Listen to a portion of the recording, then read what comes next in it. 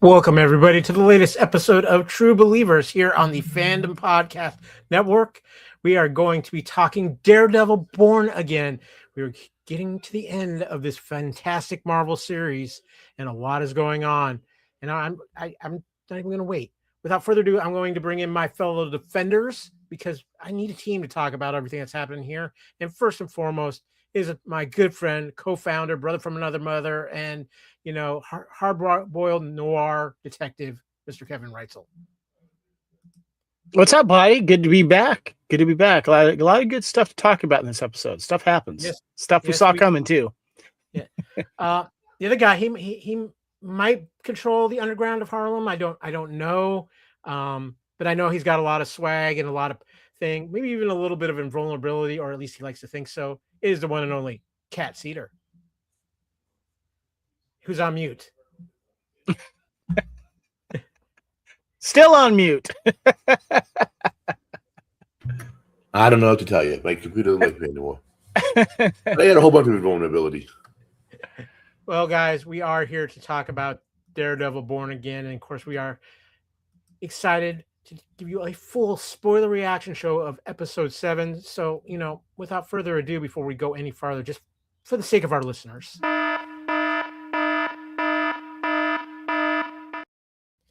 that is right. We are going to get in full spoiler discussions of the latest episode of Daredevil Born Again here on the True Believers Podcast, the podcast on the Fandom Podcast Network that talks about everything that is happening in comics, media, culture, whether it's TV or movies, and there's a lot going on. We've got some big things coming up this summer, but the focus right now is on New York, Hell's Kitchen, and Born Again. And of course, this is the Fandom Podcast Network. If you're watching currently live on YouTube, first of all, thank you very much. Make sure you throw some comments in there too. We'd love to have you guys participate in the chat. But scan that QR code on the screen. It's going to take you to our audio homepage where you can find the entire catalog of the Fandom Podcast Network. So there's a lot of podcasts there to feed your ears. But guys, it is about season 2, episode 7, Daredevil Born Again, the Hateful Darkness. And a lot happens in this episode. It gets very interesting. Make sure if you've been following us on Daredevil Born Again here on True Believers, go back, listen to our prior episodes, get caught up, get all the information on Daredevil Born Again. It's been a phenomenal series. We got this episode and one episode left. So without further ado, guys, let's get into it. Kevin, we do things here a little differently at True Believers, don't we? Yes, we do phases. We don't do segments. Yeah. There's a thing that powers those phases. Is it turned on? It is off right now. It is good, but we should mention the phases here. The first thing we do is plot description, our first reactions, and then some cast comments and our MVP of the cast. Next, we talk about the phase 2 and trivia and Easter eggs. Phase 3 is the plot analysis, and he ties to the MCU and comics. And then phase 4, we bring it home and give our final thoughts and maybe predictions. Well, without further ado, let's power up that Tesseract and get into some of these phases.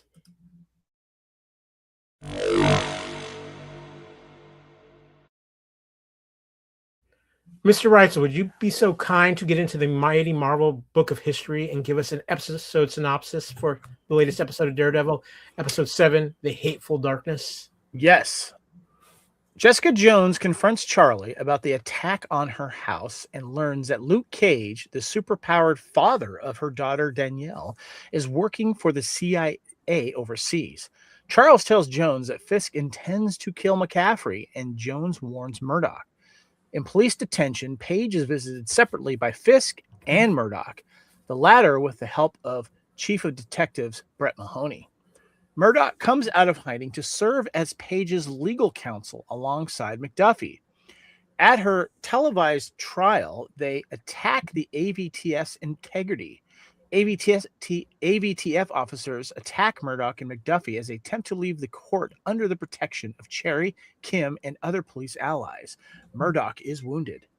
Glenn later visits Page to evaluate her in a tense conversation that ends with Glenn attacking Page. Dex, who is released by Murdock to do good deeds that he seeks, thwarts an assassination attempt on McCaffrey. Blake holds BB captive and nearly hands her to Cashman, but has a change of heart and allows her to escape. Cashman beats Blake, who refuses to give up BB's location, and then reluctantly kills him. And that is our summary of Daredevil episode 7, The Hateful Darkness. Guys, let's go into our reactions. Kat, always like to kick things off with you. You are our Marvel expert around here. What did you think of this episode? It was a good episode. I mean, it wasn't as exciting as some of the other episodes have been. It was great to see Murdock come out of his hiding to become the lawyer representative for Karen. I love the Fisk Wilson scene Fisk Karen scene when he was talking to her. I'm not a fan of Fisk in black though. He needs to go back to his white suit. He looks much more imposing in the white than in the black. But a little bit more mourning from him. All in all, I thought it was a good episode. I just would have liked to see a little more. And the fact that we only have one more episode makes me wonder what the heck it's going to be because, now I'm confused. Kevin, your thoughts on this episode? A lot of tension, a lot of stuff, people crossing each other and with the tension in the courtroom, the tension after the courtroom on the attack in the what was it called, the parking lot. Obviously seeing Paige behind she had a lot of visitors. She had Kingpin and then Daredevil. She gets around. She got slapped around by I don't know, the Muse Part 2. I don't know. There's a lot going on here. It's interesting. There's a lot to talk about, and of course, seeing the ultimate demise of one of our characters was going to happen sooner or later. It was interesting to see it happen. So yeah, I think the thing that I love so much about this particular Marvel show and Daredevil is you have amazing superhero action. You've got that. But this show plays on so many levels. It's a chess game throughout. It's almost like playing three-dimensional chess in Star Trek, Kevin, because you got the superhero side of it, you've got the political side of it, and you've got the legal side of it, and the personal drama. And it does so well of bringing those three things together. And this episode, I think, is a brilliant example of that because you've got everything legal going on, which is moving a lot of chess pieces on the board. The superhero thing takes a little bit of a backseat in this episode at times, and you're dealing with a lot of the personal drama too of everything that's going on with David and just with Karen and everything like that. And you see all these pieces coming together. And it's what I think is so brilliant about this show. And I think this episode is a great representation of that. Definitely. It's a lot of tension is there. And that's what makes a show good because there's so many facets to the story and how it's affected. And like you said, yeah, it's definitely like a three-dimensional chess game going on here, especially with, when you see what previously happened. And one of the top things you see is Fisk asking, everyone to bring Matt Murdock, this hero, help bring him to the forefront, and then of course, Matt Murdock uses that to his best ability. So, yeah. Well, guys, let's talk about the cast of this episode. And two, when we're talking about the cast, that means we're also going to be talking about our Born Again MVP for the episode. But the cast, as always, absolutely phenomenal. I'm going to just kick things off real quick and get this out of the way. This is my MVP for the episode. If you're watching on YouTube, it is, of course, our young Daniel, who it's Michael Gandolfini. Yes, who does the right thing, but still meets an untimely end at this episode. But I thought he was phenomenal in this episode. We're going to talk about it a little bit more later, but I think he really was kind of the heart and the emotional strings of this episode, guys. But who is your MVP for this episode, Kevin? He was definitely at the top of my list for me. I'm going to give it to Jessica Jones. I thought she was really good because she obviously is in a situation where she has to now, confront the CIA for the attack on her house. And, our CIA operative there was saying, no, we weren't trying to do that. We were trying to protect you, I guess, in so many words, but she's not having it. But more importantly, we get the confirmation of who the father is in this as well. And I thought Kristen Ritter was great in this, but I like your pick as well. Mr. Cat, what about you? Who was your pick for MVP of this episode? I have really two of them, actually. I liked the Vincent D'Onofrio with Karen in the jail. He did a great job of sort of just doing his thing, but making you feel like you're going to be a small person while him being bigger and then saying what he's going to do, and just being the Kingpin. Again, put him back in white though. And actually, I also liked Bullseye and how he was talking with Daredevil and what he did and how he said, "Okay, what do you want me to do?" Which is what we've been saying. He's going to help him somewhere along the lines. So this is where he's helping him, and what he did was just cool. Very, very good. And I see our good buddy Vidagan has joined us. Agreed. Silly comments by some ex-posts. Not enough action on season 2, and Matt Lawyer should have appeared earlier. I think there's been plenty of action in season 2, but that's just my. I did miss Matt Lawyer though, so I think that's a good point there. I did want to see more of our lawyer, but of course he's been hiding all this time too. So yeah, and he thinks that season 2, episode 7, timing for Avocado Lawyer to make his interest was perfect. So yeah, thanks for checking in there. But guys, it's time to keep things moving around here. So I'm going to release a little text right power and shift us into phase 2.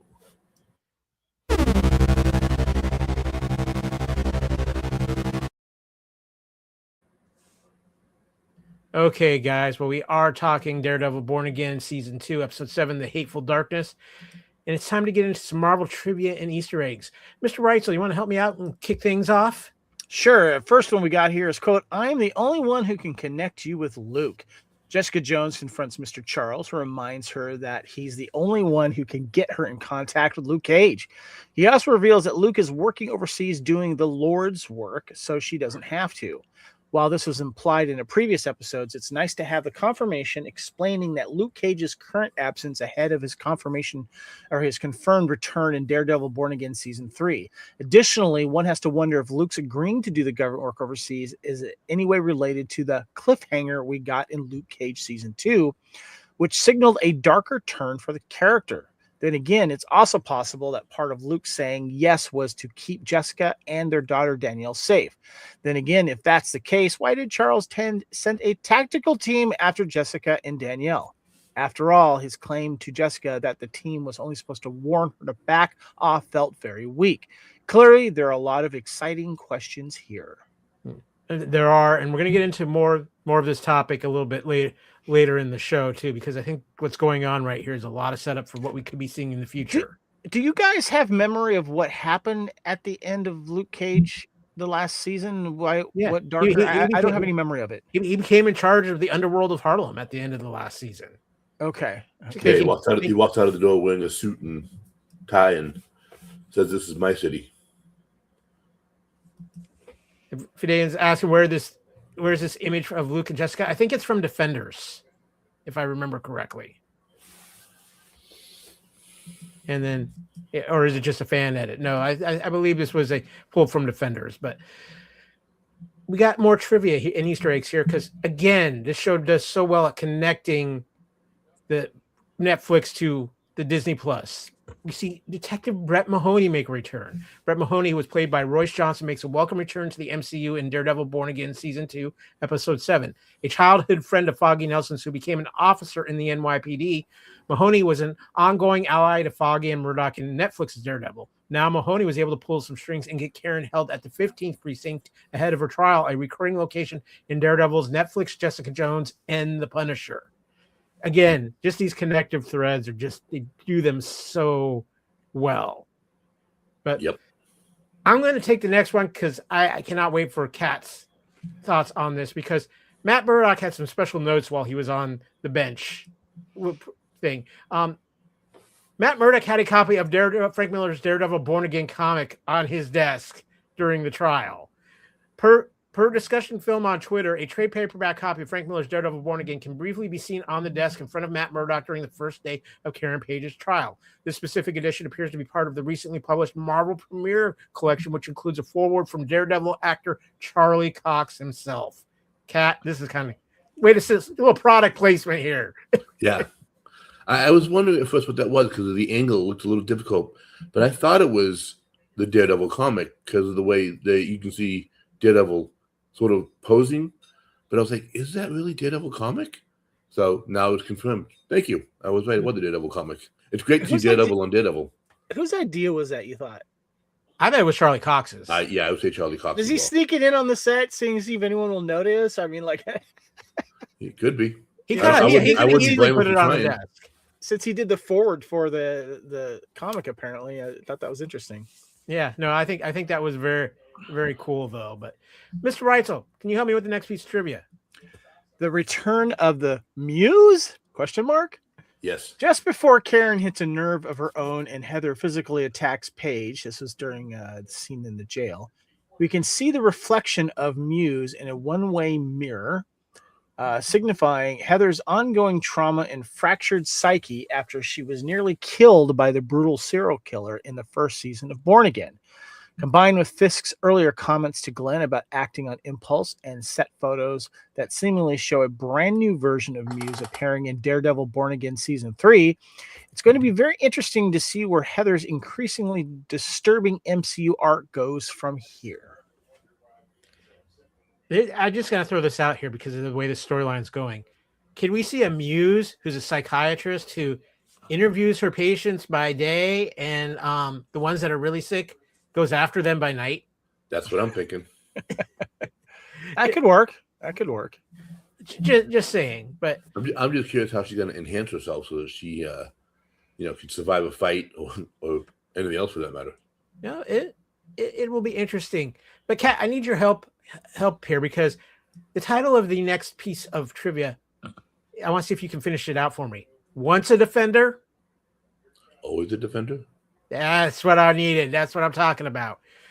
Shot by the AVTF following Karen's first day in court, Matt Murdock manages to make his way to Clinton Church. Injured and bleeding, Matt is shown praying for help and guidance when Jessica Jones arrives, signifying that she chose to stay and help Daredevil's resistance against Mayor Fisk. As such, it's a pretty cool nod to their ongoing partnership as Defenders, especially with Daredevil Born Again Season 3 confirmed to reunite the entire Defenders team, with Mike Coulter's Luke Cage and Finn Jones' Iron Fist making MCU returns as well. This was just a cool little moment. This church has been a big part of Daredevil and was part of the Defenders as well. Just kind of going that full circle moment as we head into Season 3 of Daredevil Born Again. So, guys, that's going to wrap up our trivia. Let's ask the Tesseract to help us out a little bit here.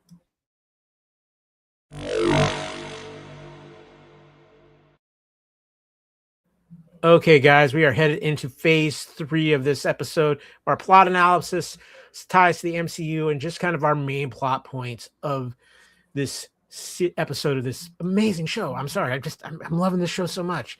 A reminder for those that are watching, please feel free to leave a comment. We'll share it and discuss. Yeah. So, Fadigan didn't notice a blood spot when streamed at evenings. So, okay, guys, first and foremost, I think one of the biggest things of this episode is Murdock versus Fisk moves to the courtroom. Matt makes his biggest move yet by reappearing in Karen's court case as the chess game between Matt and Fisk continues. This is a huge move with major ramifications, including putting someone Fisk claims is a hero to the public standing against Fisk and almost taking the power out of this judge tribunal's hands in a way, considering all the cameras in the courtroom. Was this the right move for Matt? And how much danger did he maybe put Karen in?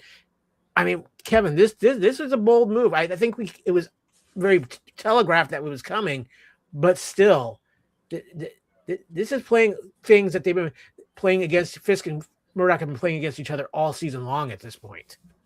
Yeah, at first glance, you think that, okay, Matt is going to use the words that came out on live television that we got a few episodes prior to, let's bring this hero out. This man saved, my life and blah, blah, blah. And of course, he's like, okay, well, I'm going to use that to my advantage and make it a so-called safe appearance in court and help out my friend. But also, too, was this the long game for Fisk just to get him out of hiding? Because what happens soon after? They get attacked, by assassins in the parking lot, So it's interesting little way things worked out here. It was great to see him, on the stand, or, putting people on the stand and asking them questions. And I could have used like another 4 or 5 minutes of that. That was fun to see that again. Yeah.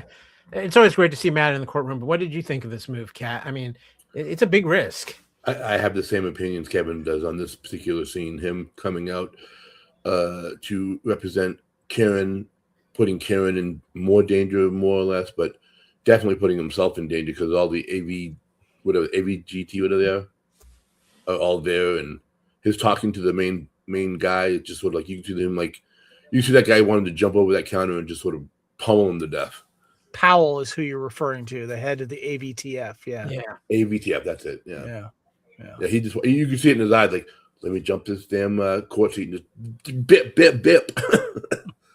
Well, and I thought it was such a master play too, because you're manipulating the media into putting the jury as everybody who's watching this court case. Because here's this guy now that Fisk is called a hero, we need to bring him back, and now he's showing up and he's playing against Fisk and he's protecting Karen.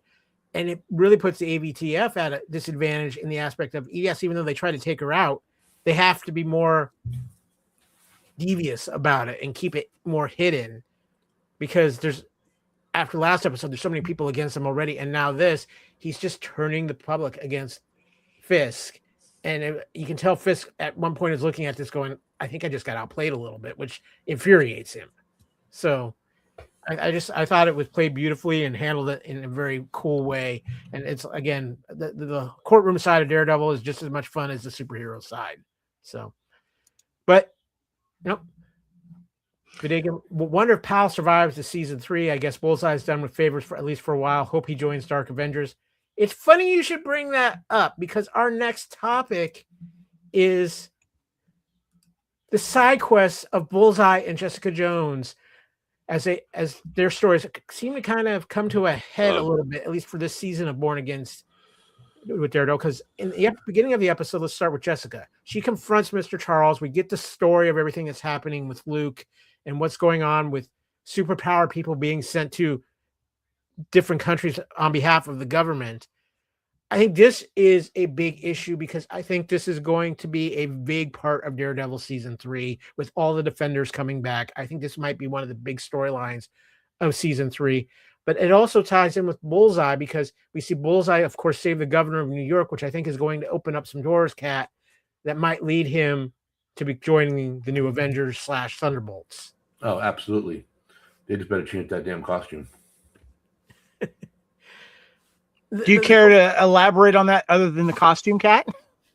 That's what happened in the comic. They had, when they were making the Dark Avengers or Thunderbolts, they were picking people that could represent the heroes in their iconic modes, like Zemo as Iron Man, Bullseye as Hawkeye.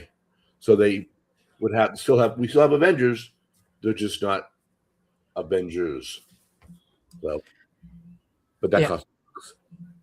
I think with Bullseye, they're going to play it up a little differently, maybe a little more like a Thunderbolts aspect, where they're the villains becoming the heroes, but not, you don't see them taking over a mantle so much.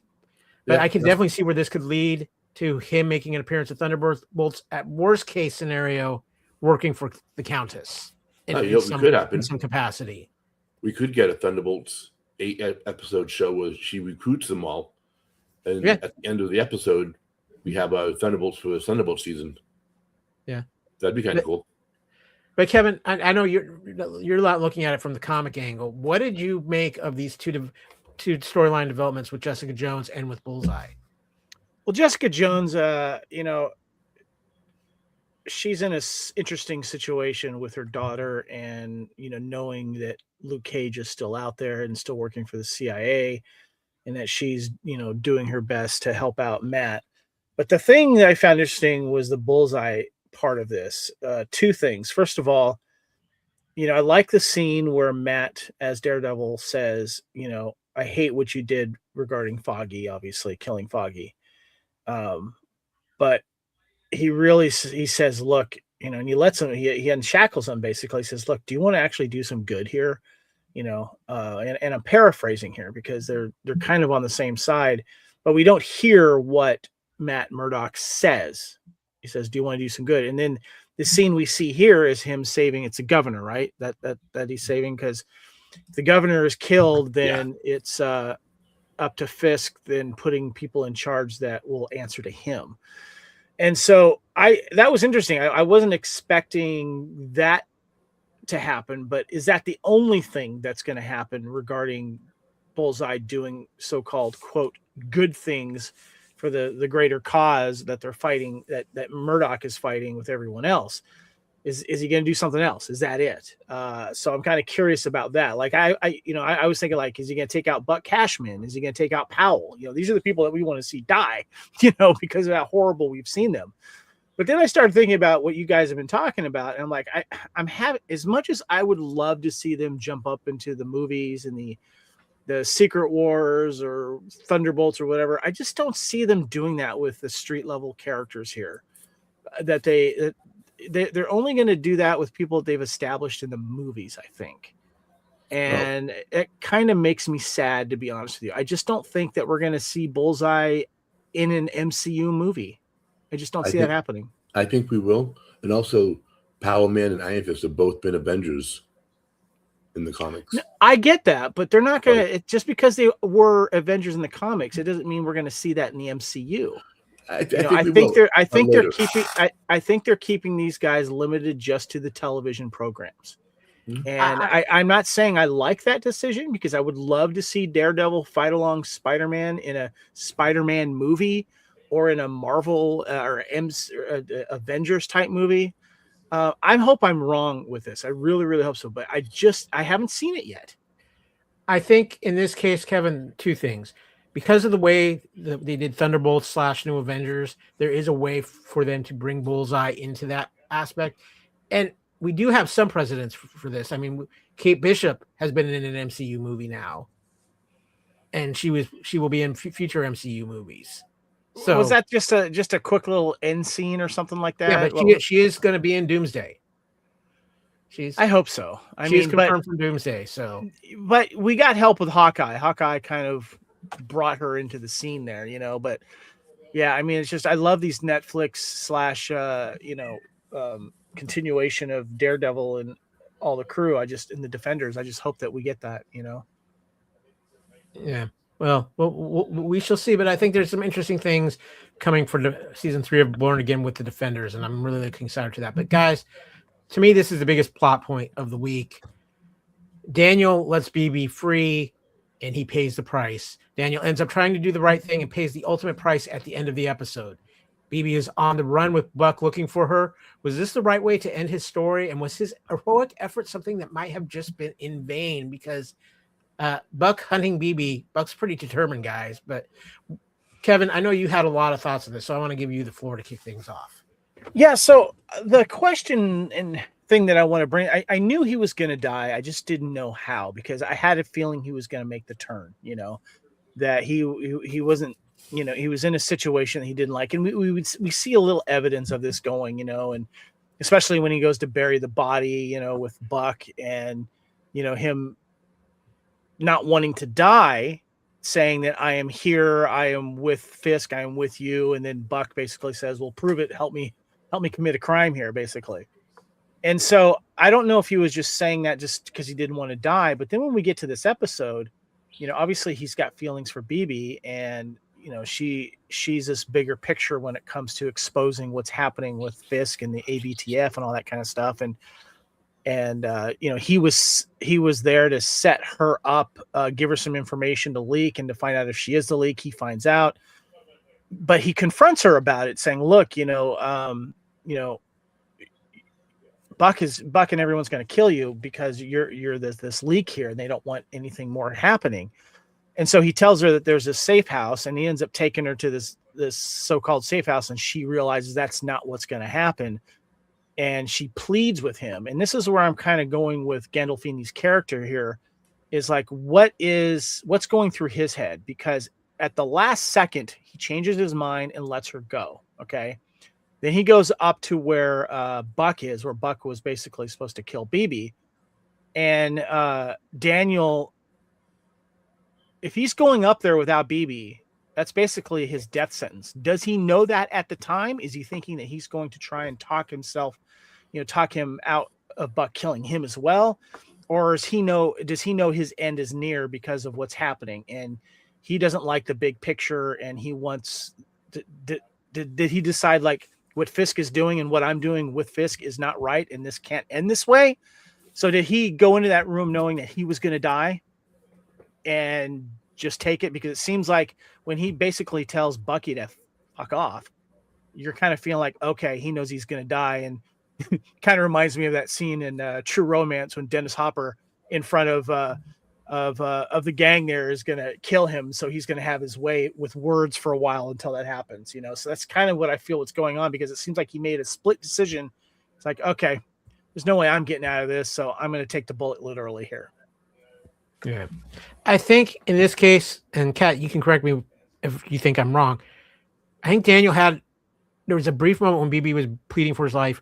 Daniel realized he was losing his own humanity after everything that had happened with cutting up that body and everything what happened with that. And then he realized maybe that if he turned BB over, there's absolutely no chance for him anymore. There's no going back at all. And he knew because of his feelings for BB and a few other things, it was the right thing to do. He knew the consequences of it, but he knew if he was going out, he knew he at least did the right thing and protected BB. And I think that was kind of what this was about. And it was kind of seeing like, I got lost in the darkness and this is how I make amends. That's just me. But Kat, what did you think? I'm under the same impression as both of you that he did it knowingly, because he knew that if he turns BB over, they're both going to die. I think he realizes that eventually, and he doesn't want her to die. So, like you guys both said, he takes the blame, bites the bullet, and then gets killed by Buck and where they meet. So, yeah, I mean, it was very powerful for a movement, and him finally coming to his right senses was great. I thought it might have lasted another season maybe, but I was hoping Kingpin would have killed him personally. I'd like to see that. I think they set it up to Buck. I'm glad it was Buck too. I mean, he's an asshole. Everyone hates him. So that was good for him to get his asshole moment. By the way, I got to say, Kevin, where'd you get that shirt, dude? I need it. I love Krull. Krull the movie. I love my Krull t-shirt. Yep. Such a great movie. Okay, guys. Before we wrap up this segment, there you go. Michael gave a good interview from his homer this week. Hope he gets fitting roles in the future. He showed a lot in this. Kyle, give credit to who just said that. He didn't say his name. Fidegan is here, and Michael gave a great interview, and yeah, I think he's going to get a lot of roles out of this, guys. But before we wrap up this segment, any other plot points that you guys want to hit on for this week that maybe we haven't covered? Well, I want to go back to I don't know if it's bleeding into the last segment here, but when it comes to Bullseye, what else is he gonna? What else did Daredevil tell him to do? I mean, obviously, he must have given him some type of like stuff to. Here's a list of good things to do: protect the governor. What else? Expose Powell, the ABTF. I mean, what else? My guess is protect Karen. We didn't see that in this one, though. I know. I think that's what he said, though. I think that was the trick of this. We thought he was going to have him go rescue Karen, and instead, his good deed was to protect the governor, so the governor could get Fisk out of power. I think Daredevil knew he couldn't give him a list. He gave him one task. I think it's the second one. Let me ask you: when Matt, as Daredevil, of course, frees him from the cuffs or whatever, and he says, "I hate what you did I hate that you killed Foggy," basically. Do you guys think that he got to him emotionally? And do you think that, I'm not going to say he's going to turn a corner and be nice or anything like that, but do you think that he'll show some guilt or regret that he was coerced into doing that? Because I think he was coerced to doing it. I don't think that he just did it just to do it, to kill Foggy and the stuff that he's done. I think with Daredevil giving him this task, in Bullseye's mind, it's balanced the scales. And now the scales are even again, and he can go on because the scales are even. Whether that's good, bad, or indifferent, that's going to be the question. It's Bullseye. I think it's going to be whatever Bullseye feels like doing at the time. I don't expect to see a superhero Bullseye in that aspect. God, I hope not. What do you think, Kat? I think he's got one more job to do, and I think it's going to be to protect Karen. He Did he feel remorse anything for killing Foggy? No, he's an assassin. He was paid to kill him. That's his job. If he felt remorse for killing people, he'd be a really, really bad assassin. Oh, I feel bad for killing you. I'm so sorry. I don't know. Is it? Yeah, I just don't know if there's an assassin's code on the type of people that you kill. If you're going to ask me, considering how things have gone, I think Bullseye is going to go after Powell, and that might protect Karen as a side effect of that. But I think Bullseye still feels like he has to get Powell. Yeah, probably. So I think that's where we're going with that. I mean, we have the Fedegan's weighing in, good interactions and talks here. Yeah, and back to the dark side for Bullseye, or somewhere in between.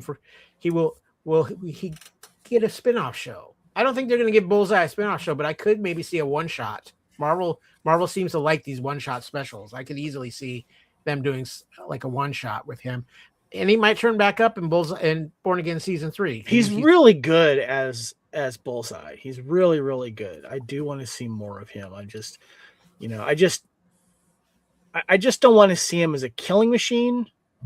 I want him to have, I know, but the way that he's being portrayed in the show, he's not just that.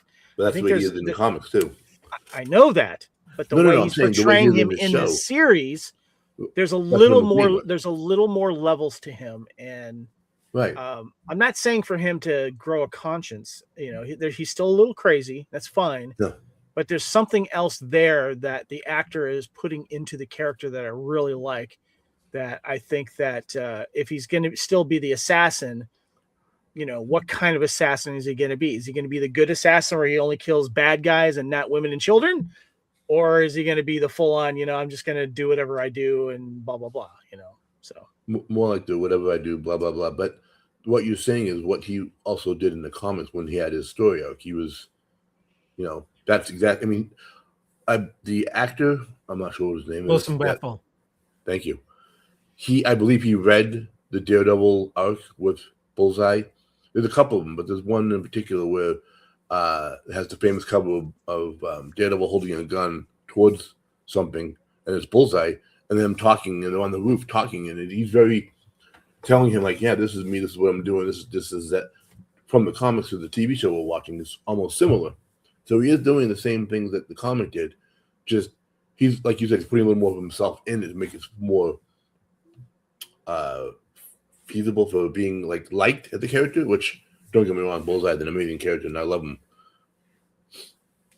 So I think that's one of the most interesting wild cards as we head into the finale of Daredevil Born Again. And with that, guys, too, let's power up this Tesseract one last time, get our final thoughts, and close out the show.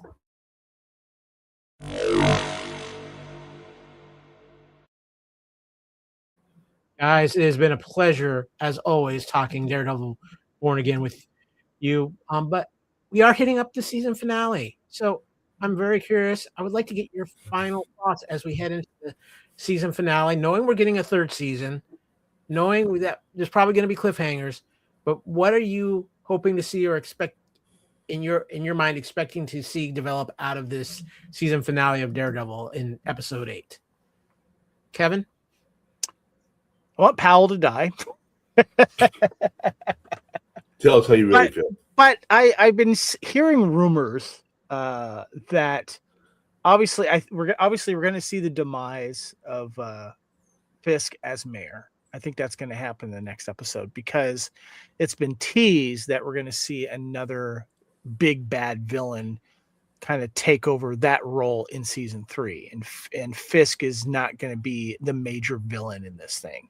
He's going to be there still, obviously, but I have a feeling there's going to be something else that either he's aligned with or something is the rumors that I'm hearing and seeing, and kind of curious if that's going to be set up at the end of this season finale here of what else is out there now that Fisk is out of office. Not everything's going to be going back to, everything's going to be great, la, la, la, la. So I'm kind of curious what's going to happen there. And also, are we going to see a situation to where Daredevil, Matt Murdock, I don't see him being exposed, but what if he is captured and that's a season finale? Interesting. Kat, what about you? I hope to see a little bit of action with Daredevil, Bullseye, the police force that are chasing him down. But my personal thing is that he's going to end with the clanging of the bars and Fisk in jail, and he being tucked down by Daredevil and Page, and information from BB comes up and says, "Hey, no, he's been doing all that. He's responsible for X, Y, and Z," and then they take him down and put him in jail. And that's how it ends with season 2. That's my thought, at least. Fadagan says, my guess is that Luke calls to Jessica at the end of the episode. I think that could very well be a stinger. I think that we're going to have something with Cage that's going to hint at something for season 3. I think that's something that is going to happen. Fadagan goes on to say, yeah, if he won't be the main villain, referring to Fisk in season 3, it's second series like that. Netflix showed in on season 2, then there was the Hand and some other villains that they used too. So Kingpin wasn't always the main villain, and I don't think he's going to be part of season 3. I think he might be pulling some strings from behind the bars, but I think they're planning to introduce some new villains in that season. Oh my God, I just thought of the best villain they could introduce that nobody will ever see coming. Stiltman. I think they would have to do it as a joke. Stiltman? Kevin Stiltman. Stiltman is one of Daredevil's enemies, but he's basically a guy in a suit that has stilts, and he had like a little sonic gun, and that's it. He robs banks. He's a terrible villain. He's so bad. Sounds like some of those really bad Cobra people they brought in later. Pretty much, yeah. Pretty much. Yeah. God. I personally, I think for the finale, a couple of things. I think we do see the fall of Fisk as mayor. I think it kind of ends on I think for Daredevil, it's going to end on something of a high note, thinking everything's going to be okay. And we're going to get some kind of stinger at the end of the episode that's going to tease us for what what the focus of season 3 is going to be about, and what's going to start bringing the Defenders back together. And I think too, they are going to use Born Again season 3 as kind of to take a little bit of a break from Daredevil Kingpin, and not that it's not going to be a part of it, but I think we're going to see some different directions in that. I think we're going to see a lot more of the governmental side of things we've been seeing in season 2 play out more. And I think that's where you tie in with the Defenders and with Jessica Jones and Mr. Charles. I think Matthew Lillard is back in a much bigger role in Daredevil Born Again season 3. We got to see what the deal is with the CIA and how involved they are with our superheroes here. Yeah. So, yeah. I think when does season 3 come out? About the same time in 2027. You got a lot to fill in the void, Kat. So I know. It's just I want it meow. We've got upcoming things like Spider-Man and an Avengers film and Vision Quest and season 2 of Wonder Man and a few other little things. So they're making a season 2 of Wonder Man? Yes, they are. Why? Because a lot of people liked it. I know you weren't a big fan, but a lot of people did like it. I never watched it. How about season 2 Moon Knight? Let's get that out. Well, guys, it has been an absolute pleasure doing yet another episode of Daredevil here on True Believers. Thanks for checking in, Vidajan. Appreciate you. Always appreciate you. It's been a blast having you here with us. Vidajan brings it up too that we have a crazy year with cinema, He-Man, Supergirl, those you mentioned, plus a whole lot more. It's going to be a big year at the cinemas, and I think we're going to see some surprises on streaming services too. So, but here at True Believers, we're going to be covering it all, whether it's Marvel, DC, or anything. Yeah, I might say Marvel and MCU podcast on there, but like anything else, we adapt, we expand. Superheroes. We cover all superheroes. Yes. So again, we want to thank you for listening to the Fandom Podcast Network, the home of True Believers and all the wonderful shows we do here on the network. And scan that QR code that's up on your screen. If you're watching on YouTube, it'll take you to our entire audio library, 10 years worth of podcasting. Are you looking them up? No, I don't want to look them up. It's hilarious, dude. You should totally check them out. He might be the host on next week's finale show. Stiltman. Look him up, dude. He's funny. Who in Marvel offices were like, let's do a guy called Stiltman? They did. Well, DC has Kite Man, so yeah, they do. You can find the Fandom Podcast Network all over all your major social medias, whether it's Facebook, Blue Sky, Instagram, X, Twitter, whatever you want to call it these days, at FanPod Network. You can find me, your host Kyle, on Facebook at Kyle Wagner. You can find me on Blue Sky and on Twitter at AKyleW. And you can find me on Instagram and Threads at AKyleFandom. Kevin, where can people find you on the socials? You can Nowhere. find me Kevin Reitzel on Facebook. You can find me at Spartan_Phoenix on all of the socials, Instagram, X, Blue Sky, Letterbox, all that too. So, Kat, where can people find you when you're not trying out your Stiltman cosplay? Stiltman cosplay, that'd be so cool. I got to do that one. really? No, I'm not a fan of heights. Mainly Facebook at StaticCat1. Yeah. Fidegan just weighed into, and I want to bring this up. Can't wait to stream that Superman animated series season 3 on HBO Max based on the teaser. It should be great. If you have not watched the new Superman show that is on HBO Max or a few other places, My Adventures with Superman is a phenomenal Superman show. It's very enjoyable. Definitely check that out. But guys, last reminder too, wear the gear of the Fandom Podcast Network. We love it when we see you guys in our gear because it just makes our hearts warm seeing you support us and just being able to wear it with pride. Yeah, we get a little kickback to keep the Texture Rack powered on, but visit tpublic.com, search for the Fandom Podcast Network or your favorite show on the network, and you'll find all the gear, whether it's t-shirts, mugs, caps, and so much more, laptop bags, backpacks, all of it. tpublic.com, search for the Fandom Podcast Network. We always appreciate the love and support. This has been another episode of True Believers on the Fandom Podcast Network. As we get ready to close out, just remember, guys, thank my team of defenders. They are amazing. They're great. It's been a blast covering Daredevil. And as always, before we close out, as we like to say around here, Excelsior, True Believers, and make ours marvel.